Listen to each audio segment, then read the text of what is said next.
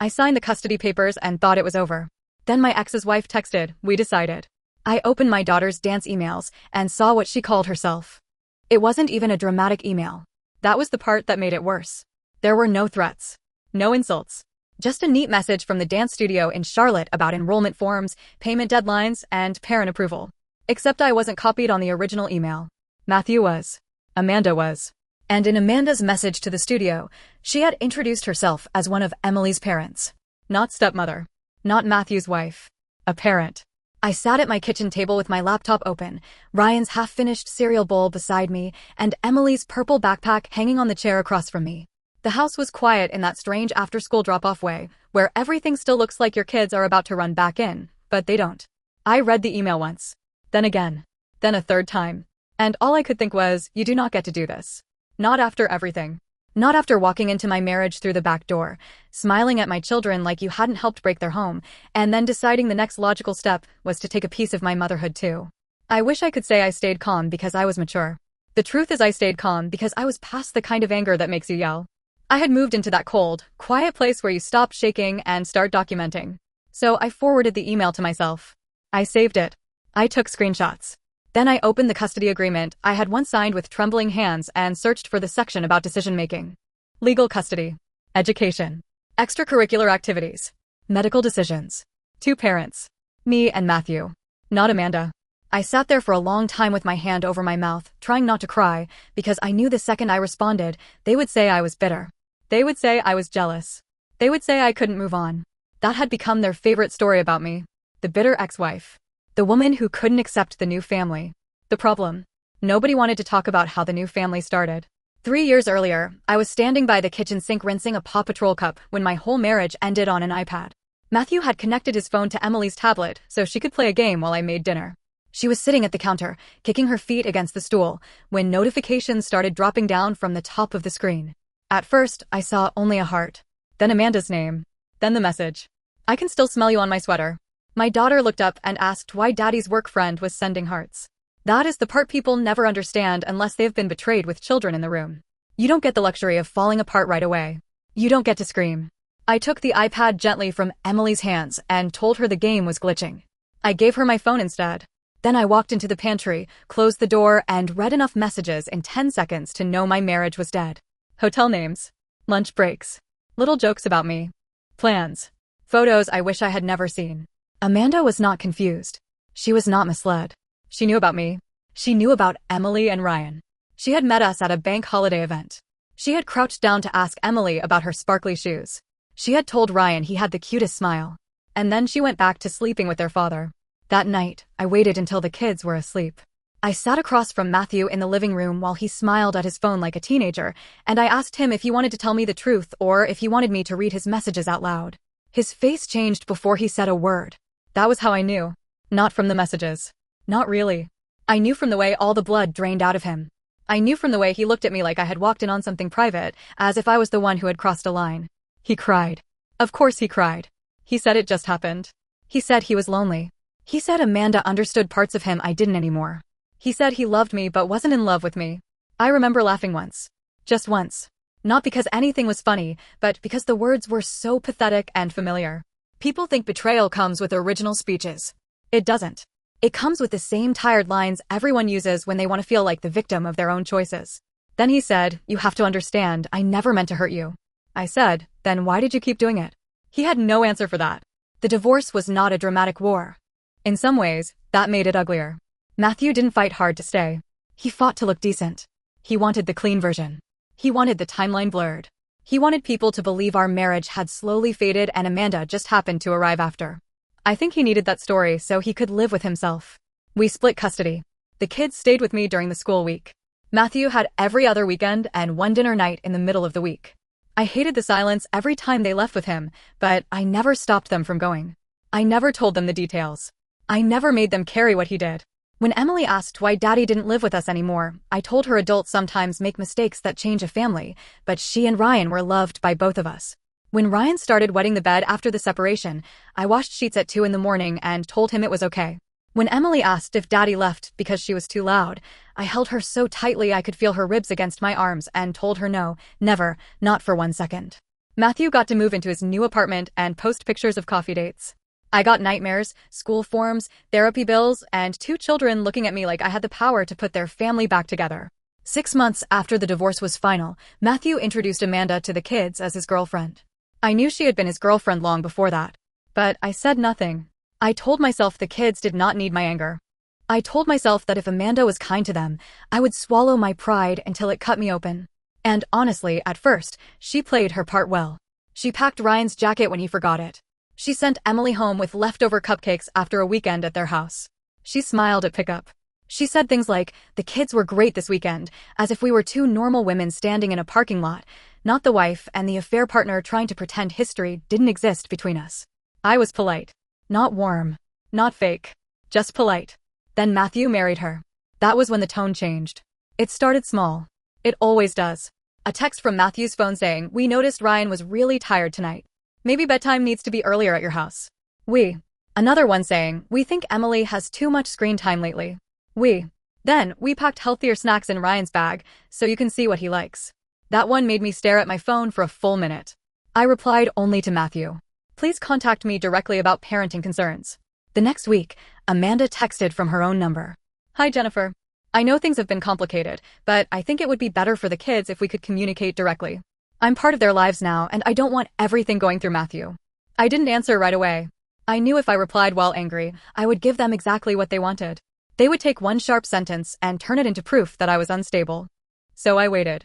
The next morning, I wrote, "I appreciate that you care about the kids when they are with their father.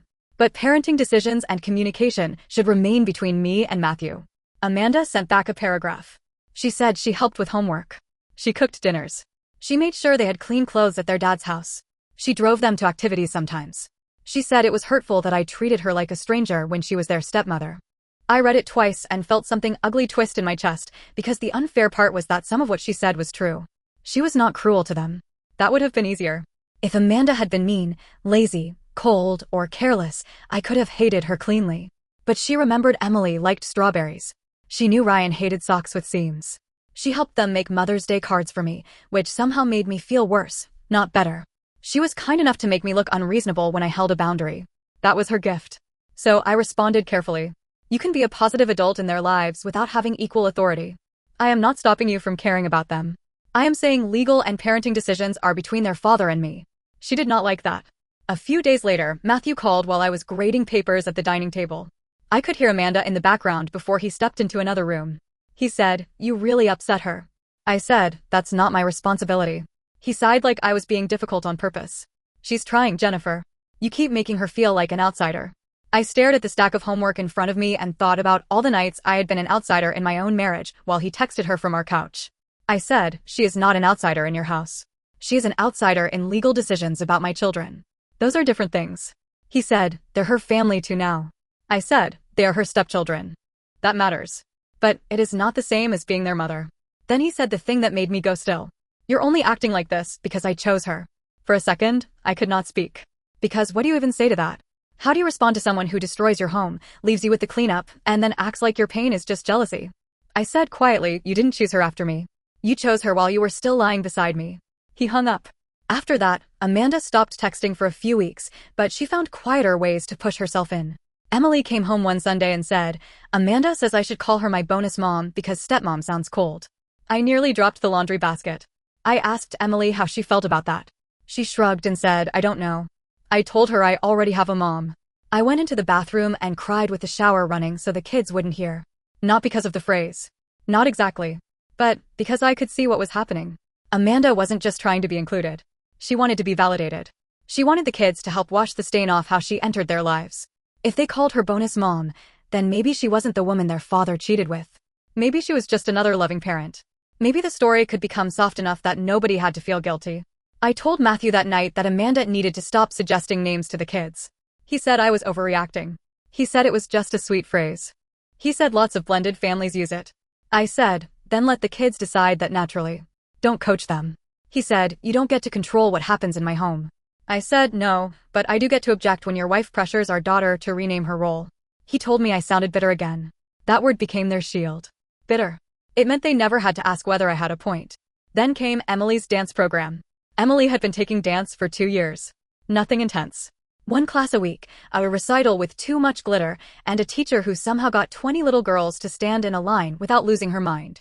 Then Lisa, the coach, suggested Emily try a more competitive summer program. Emily was excited, but she was also nervous. It cost more. It required extra practice.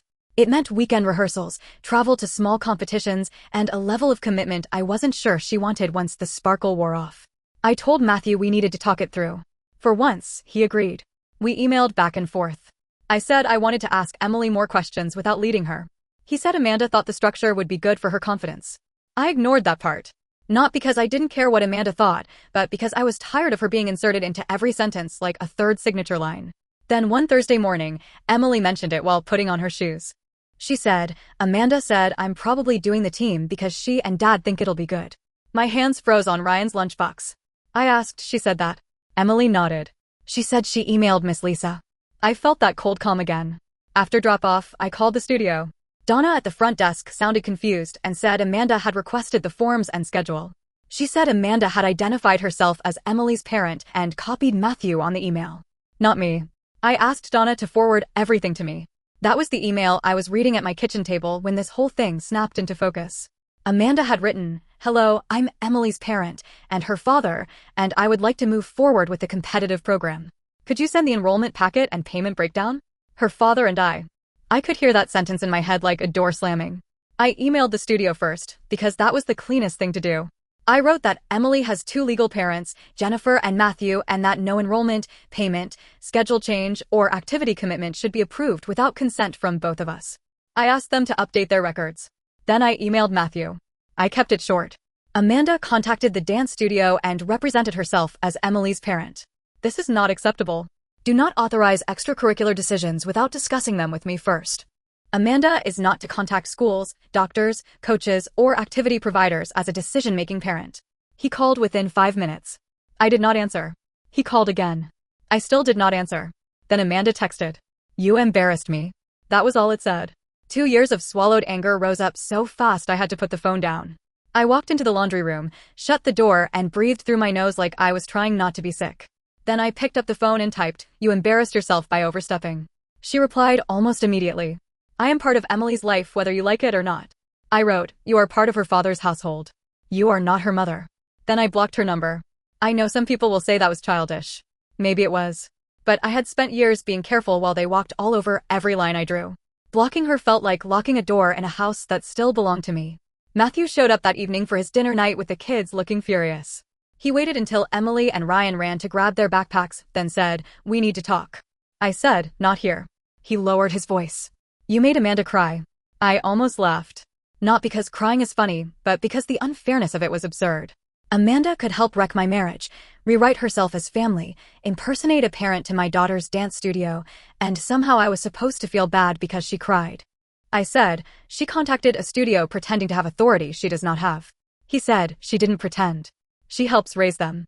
I said, "On your custody time, under your responsibility. That does not give her legal authority." He looked toward the car, where Amanda sat in the passenger seat staring straight ahead like a tragic queen in a movie. Then he said, "You're making this impossible because you can't let go." Something in me broke, but not loudly. I stepped closer and kept my voice low so the kids wouldn't hear. "I let go of you, Matthew. I let go when I signed the divorce papers. I let go when I packed your things. I let go when I watched my kids climb into your car to spend weekends with the woman you cheated with. What I am not letting go of is my role as their mother." His jaw tightened. I said, "You don't get to confuse those two things anymore." Emily came running out before he could answer. Ryan followed with one shoe untied. I knelt, tied it, kissed them both, and told them to have a good dinner. Amanda did not look at me as they pulled away. That night, I did not sleep much. I kept thinking about whether I was becoming the person they said I was. Bitter. Controlling. Difficult. Maybe a better mother would welcome another adult loving her children. Maybe a more healed woman would not care what Amanda called herself in an email. But then I imagined doing nothing. I imagined Amanda emailing Emily's school next. Or the doctor. Or the summer camp. I imagined decisions being made around me while everyone told me to be grateful because she cared. That was when I knew this was not about pancakes or homework or nice weekend routines. It was about authority. The next morning, I called Richard, the lawyer who had helped me during the divorce. I didn't want to go back to court. I didn't want drama. I just wanted to know if I was being unreasonable. He listened quietly while I explained the texts, the bonus mom comment, the dance studio email, and Matthew's reaction. Then he said, Jennifer, you are not wrong to set a boundary. A step-parent can support. They cannot override or replace legal decision-making unless the custody order gives them that role, and yours does not. I started crying right there on the phone. Not loud. Just tears falling while I sat in my car outside the grocery store like an idiot. Because I had been holding myself together for so long that hearing one calm person say I wasn't crazy nearly undid me. Richard suggested we move all communication to a co-parenting app. He said it would reduce direct conflict, keep records, and make it harder for Matthew to pretend conversations happened differently than they did. So I did it. I sent Matthew one final email. Going forward, all communication about Emily and Ryan will happen through the co-parenting app. I will not respond to parenting messages from Amanda. You may speak with her privately during your parenting time, but all decisions must come from you and be discussed with me when required by our custody agreement. If Amanda contacts any school, medical office, coach, or program representing herself as a parent with legal authority, I will document it and request mediation. I attached the section of the custody agreement. No insults. No history. No mention of the affair. Just the line. Matthew responded 3 hours later. This is controlling. I wrote, this is documented. He didn't reply after that. Amanda posted something vague online that night. A quote about women who use children as weapons because they can't accept being replaced. I saw it because Barbara, Matthew's mother, liked it. That hurt more than I expected. Barbara had once held my hand in a hospital room after I gave birth to Emily. She had brought soup when Ryan had RSV. She had called me daughter for 10 years. Now she was liking posts that made me look like some jealous woman haunting her son's new marriage. I almost commented. I had the words typed. You know exactly what your son did. But I deleted it. Not because they deserved my silence. Because I deserved peace. Still, I cried in my car after seeing it. I cried the ugly way, with my forehead against the steering wheel, because I was so tired of being the only one expected to rise above something I never chose. I didn't want Matthew back. That was the part nobody believed.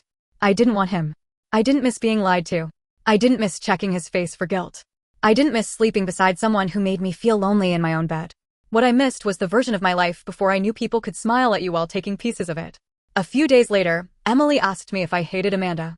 We were folding laundry on my bed. Ryan was in the living room building something loud with blocks, and Emily was pairing socks with that serious little face she makes when she is trying to sound older than she is. I felt my heart drop. I asked, why do you ask that? She shrugged. I don't know. It feels weird sometimes. I wanted to say 100 things. I wanted to say, I hate what she did. I hate that she wants to be called your parent. I hate that your father made choices and left me to explain the damage in child-friendly words. Instead, I put down the towel in my hands and said, I don't hate anyone in your dad's house. Adults sometimes disagree about rules and responsibilities. That is not your job to fix. She looked at me carefully. I said, you're allowed to love people who are kind to you. You never have to feel guilty about that with me. Her eyes filled with tears, and she nodded. Then she crawled into my lap even though she is getting too big for it, and I held her like I used to when she was little. That moment reminded me why I had stayed quiet for so long. Not for Matthew. Not for Amanda. For Emily and Ryan. But staying quiet and having boundaries are not the same thing. I think I forgot that for a while. The studio apologized and updated Emily's file. They added a note that only Jennifer and Matthew could approve enrollment changes. Lisa called me personally and said she hadn't realized the family situation was complicated. I told her I understood, but I needed everything clear going forward. Emily ended up doing a shorter summer dance workshop instead of the full competitive team. It was the right choice. She got to dance, but she still had weekends to be a kid. Matthew complained at first, but when Emily said she felt relieved, he dropped it. The co-parenting app changed everything. Not magically.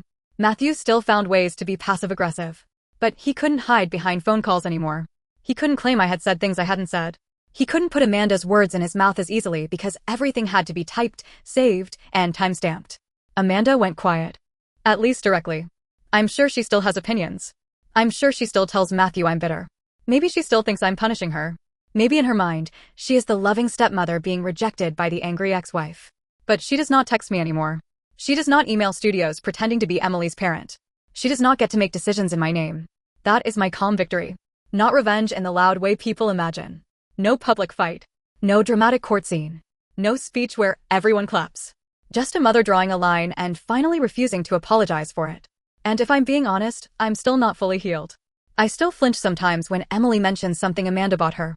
I still feel a little sting when Ryan says dinner at Dad's was fun. I hate that part of me. I hate that motherhood after betrayal comes with these tiny jealousies you know are unfair, but feel anyway. I don't act on them. That matters. I let my children enjoy their father's house. I let them care about Amanda. I let them come home with stories and I listen. I do not punish them for adapting to a life I never wanted. But I also will not hand Amanda a title she did not earn just because she wants the affair to look clean now. She can be kind. She can be involved during Matthew's time. She can make pancakes, help with homework, remember Ryan's sock issues, and cheer for Emily at recitals. But she cannot rewrite herself as my children's parent because the word stepmother does not feel important enough. I was their mother when Matthew was lying to me. I was their mother when the house went quiet after he left. I was their mother when Ryan cried because he forgot which home had his favorite blanket. I was their mother when Emily asked if Daddy moved out because she talked too much. I was their mother when I wanted to fall apart and packed lunches anyway. So no, I do not think protecting that role makes me bitter. Maybe it makes me hard. Maybe it makes me less forgiving than some people want me to be. Maybe one day Amanda and I will stand in the same room at Emily's graduation or Ryan's wedding and feel nothing but tired peace. I hope so. I really do. I do not want to carry this anger forever. But peace does not require me to pretend the past did not happen. And moving on does not mean letting the woman who helped break my family decide she gets equal say in what is left of it. So now everything goes through the app. The dance studio knows who to contact. The school records are updated. Matthew is angry but careful. Amanda is quiet. Emily is dancing for fun again. Ryan still hates socks with seams. And me? I am not completely okay. But I am steady. For the first time in years, I did not beg to be understood. I did not scream to prove I was hurt. I did not list every betrayal like evidence in a trial nobody asked for. I simply opened the custody agreement, drew the line, and stood behind it. So I need to know honestly. Am I protecting my children and my role as their mother, or am I letting the way this marriage ended poison a stepmother who is only trying to be involved?